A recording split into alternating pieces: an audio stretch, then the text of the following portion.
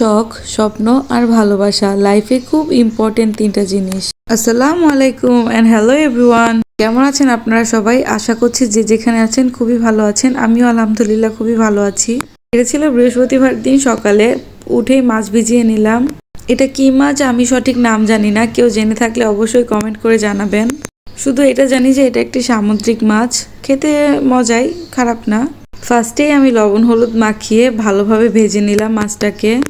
আমরা মোটামুটি সব ধরনের মাছই ভেজে রান্না করি, কিছু কিছু বাদে।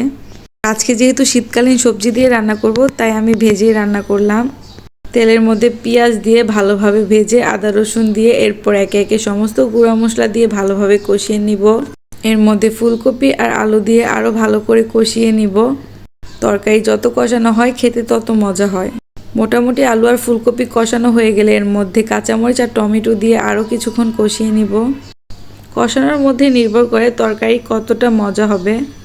এরপর এর মধ্যে ঝোলের জন্য পরিমাণ মতো পানি অ্যাড করে দিব। পানিতে বলক উঠে গেলে এর মধ্যে আমি ভাজা মাছগুলো দিয়ে দিব। এই পর্যায়ে মাছগুলো দিলে কি মাছের ফ্লেভারটা তরকারির মধ্যে ভালোভাবে মিশে যায়।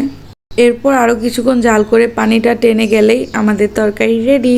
ও ওয়েট, ধনিয়া পাতা ছাড়া তো শীতকালীন তরকারি কোনো টেস্টই নেই। ধনিয়া পাতা দিয়ে 2-1 মিনিট জাল করলে আমাদের মজাদার তরকারি রেডি। মাশাল্লাহ মাশাল্লাহ, তরকারি কালারটা দেখতে খুবই সুন্দর ছিল, খেতে অনেক মজা হয়েছিল। রান্না শেষ করে আমি বাবুর জামা কাপড় এবং আমাদের জামা কাপড় ভিজিয়ে নিলাম। আসলে যখন নিজের শরীরটা ভালো না থাকে তখন কাজের আন্টিও আসে না।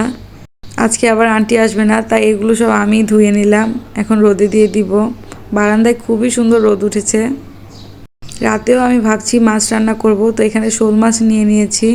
শোল মাছকে শীতকালীন মাছ বললেও চলে, আর এটা শীতকালীন সবজি দিয়ে রান্না করলে খুবই মজা লাগে খেতে। শোল মাছটাকে আমি ফুলকপি, সিম, আলু দিয়ে ভালোভাবে কষিয়ে রান্না করে নিলাম। রান্নাবান্না শেষে আমার ভাগ্নি বলল ওদের ক্লাস পার্টি আছে, তো মেহেদি দিয়ে দিতে। বাচ্চাদের সাথে আমিও বাচ্চা হয়ে গেলাম। আমি নিজের হাতেও মেহেদি পরেছি। ডিজাইনগুলো ওই বের করেছে, সিম্পলের মধ্যে খুবই সুন্দর ছিল। দুপুরে খাওয়া দাওয়ার পরে আমি ডাবলি ভিজিয়ে নিয়েছিলাম, তো ওগুলোকে ভালোভাবে সিদ্ধ করে নিয়েছি, সাথে আলু আর ডিমও।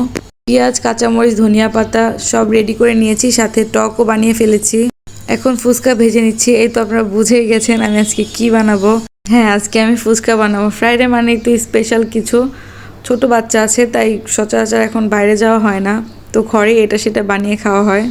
আর তাছাড়া ঘরে ফুচকা বানালে খেতে খারাপ লাগে না, বরং আরও বেশি মজা লাগে। এটা যেমন হেলদি তেমন টেস্টি।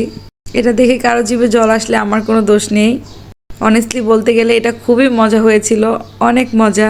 আমি এখানে ডাবলিটাকে পেঁয়াজ, কাঁচামরিচ, ধনিয়া পাতা, সাথে চাট মশলা, পরিমাণ মতো লবণ, জিরার গুঁড়া, ধনিয়ার গুঁড়া দিয়ে ভালোভাবে মাখিয়ে নিব। আর সাথে কিছুটা টকও দিয়ে দিব, এতে ফ্লেভারটা খুবই সুন্দর আসে। আপনারা যারা যারা এভাবে না বানান অবশ্যই একবার বানিয়ে দেখবেন, খেতে ভীষণ মজা। এখানে আপনাদের ভাইয়া ফুচকার মধ্যে পুর ভরে রেডি করছিল, মানে সাজাচ্ছিল খাওয়ার জন্য। ফাইনালি আমাদের ফুচকা রেডি, আলহামদুলিল্লাহ আলহামদুলিল্লাহ।